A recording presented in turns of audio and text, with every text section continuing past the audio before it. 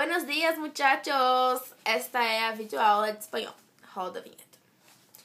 Muito bem, nós temos alguns temas os quais devemos estudar para a N3 de espanhol, que é as horas, como perguntar e responder, acento gráfico, pretérito indefinido, fazendo uma comparação com o pretérito perfeito, além de aparatos eletrônicos e meios de comunicação. Muito bem. Vamos começar pelas horas, como perguntar e responder. É bem parecido com o português. Tem 3 formas de perguntar as horas. Tiene hora, por favor? Que hora tiene? E tiene hora. Tiene hora, por favor, é o jeito mais educado e mais formal de se perguntar. Então, caso ele pergunte qual é a forma mais formal de se dizer que horas são, tiene hora, por favor. Para responder, você deve prestar muita atenção, porque até X horas e meia você fala hora, são las 20:30. Depois das 20:30, você tem que falar 20 menos alguma coisa que são os minutos. Por exemplo, se são 6 horas e 5 minutos, 6 e 5. Se são 6 horas e 20 minutos, 6 e 20. 6 horas e meia, não se pode esquecer 2 coisas.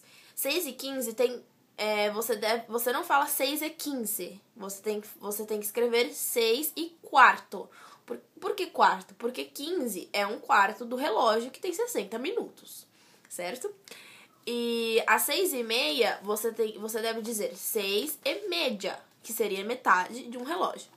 A partir das 6 e meia, você deve dizer a hora menos os minutos que faltam para dar a próxima hora. Por exemplo, se são 6 e 40, faltam 20 minutos para 7. Então, você deve dizer 7 menos 20, certo? Bem como algumas vezes falam no português 15 para 7, 15 para 8, essas coisas assim. Acredito que o mais importante disso é você realmente estudar os números de 5 e 5, porque ele nunca vai colocar um número quebrado, tipo 37. Próxima matéria. Acentos gráficos. Acentos gráficos é bem diferente do português, que é totalmente regular, mas é uma questão de decorar 2, 3 regrinhas bem básicas. Por quê? Eu acredito que o mais difícil de acento gráfico é você descobrir qual é a sílaba tônica. Porém, como o Carvajal não vai estar em todas as salas, vai estar grifado na prova qual é a sílaba tônica, certo? Se ela for a última sílaba, exemplo, esqueció. Esqueció é o verbo esquecer no pretérito indefinido, certo? A sílaba mais forte é o cio, que é a última sílaba, oxítona. Quando for uma oxítona terminada em vogal, ou N ou S, você deve acentuá-la, certo? Por isso que esqueció, o verbo esqueció tem acento no O. Segunda regra, são as palavras que são paroxítonas, ou seja, graves. Essas palavras, você deve acentuá-las quando a última letra da palavra não for vogal, nem N, nem S. Por exemplo, a palavra árbol, que tem 2 sílabas e a mais forte é o ar. Termina com consoante, que não é N nem S. Logo, você deve acentuar o A. A terceira regra é quando são proparoxítonas, ou seja, esdrúxulas. Essa você deve acentuar todas as palavras. Por exemplo, não sei um exemplo, mas todas que tiver 3 sílabas e a primeira e a antepenúltima das 3 sílabas for forte, você deve acentuá-la. Tem um terceiro caso, que são as sobreesdrúxulas, que é quando você pega o radical de uma palavra e junta com outra palavra. Por exemplo, facilmente. Facilmente, a palavra fácil é uma paroxítona. Paroxítona, lembro da regrinha, paroxítona terminada em L, você acentua. Então, fácil já está acentuado no Fá. Logo, está acentuado no Fá. Ao juntar com o mente, o acento se mantém no Fá. Então, vai ficar facilmente. Em facilmente, Fá não é nada, não é paroxítona, não é nada. Mas é a sílaba mais forte e como a sua raiz já era acentuada, ela continua acentuada. Certo?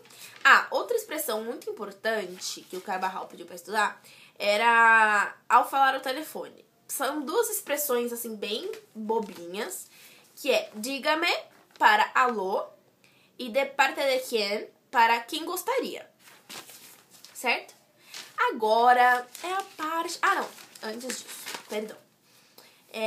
Agora eu vou falar uma lista de aparatos eletrônicos que são os que provavelmente cairão na prova. Tá bom? Gravadora de vídeo, que é câmera de gravar vídeo. Consola de videojuegos, que é videogame. Modem, bem parecido com português, aquele negócio que tem internet. Ratão de ordenador, mouse. Rato, mouse. Impressora. É impressora, tá bom? Ordenador portátil.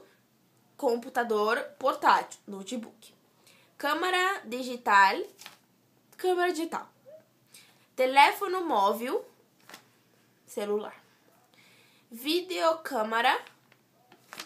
Já falei isso não, já falei isso. Televisão. Muito bem. Eu acredito que esse negócio é até mesmo um pouquinho patético, tá? Acho que o mais difícil é o ordenador, que é computador. Mas o resto é bem parecido com o português. Agora é a parte legal da matéria, chamada decoration, tá bom? São os verbos. E o que vai cair na prova, provavelmente vai ser um texto, no qual ele vai dar qual é o verbo no infinitivo, e você tem que dizer qual é, em qual pretérito você deve pôr esse verbo no contexto.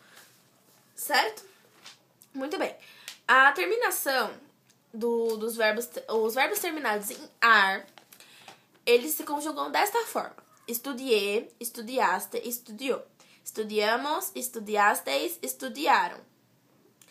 Os verbos terminados em er ou ir se conjugam da mesma coisa. Por exemplo, vivi, bibi. Bibi, bibiste, bibiou. Bibimos, bibisteis, bibieram. Certo? Os verbos regulares são poucos e provavelmente os que Carvajal vai colocar na prova são aqueles que ele já passou em sala. Por exemplo, a ser, que na primeira pessoa fica ise. Ser ou ir, que na primeira pessoa fica fui. Tener, que na primeira pessoa fica tuve. Venir, que na primeira pessoa fica vine. Decir, que na primeira pessoa fica dije. Estudiar, que na primeira pessoa fica estuve. Andar, que na primeira pessoa fica anduve. Ver, que na primeira pessoa fica vi. E dar, que na pessoa fica di. Além de saber, que na primeira pessoa fica supo. O pretérito perfeito o verbo cantar se conjuga. Cantava, cantabas, cantava. Cantávamos, cantabas, cantavam. Os verbos terminados em er e ir se conjugam da mesma forma, bem como sentir. Sentia, sentia, sentia. Sentíamos, sentiais, sentiam. Só existem 3 verbos regulares no pretérito perfeito. Ser, que é era, eras, era, éramos, erais, eram. E ir, que fica iba, ibas, iba, ibamos, ibais, ibam. E o verbo ver, que fica veia, veias, veia. Veíamos, veíais, veiam. Mas eu acho que o mais importante sobre os verbos é que você precisa saber onde empregar cada um dos dois, tá? O pretérito indefinido, que é o estudiei, estudiaste, é um pretérito que acabou já. Não é uma coisa que aconteceu no passado, que em português é o pretérito perfeito. Que, por exemplo, yo estudié... Eu não sei. Qualquer coisa. Eu estudei. Isso foi uma ação que eu fiz no passado e que eu não estou fazendo e eu não fiz por um longo tempo. Eu fiz num exato ponto do passado. Ok? Tá bom, gente? E o pretérito perfeito você usa quando era uma coisa que você costumava fazer. Eu estudava mucho.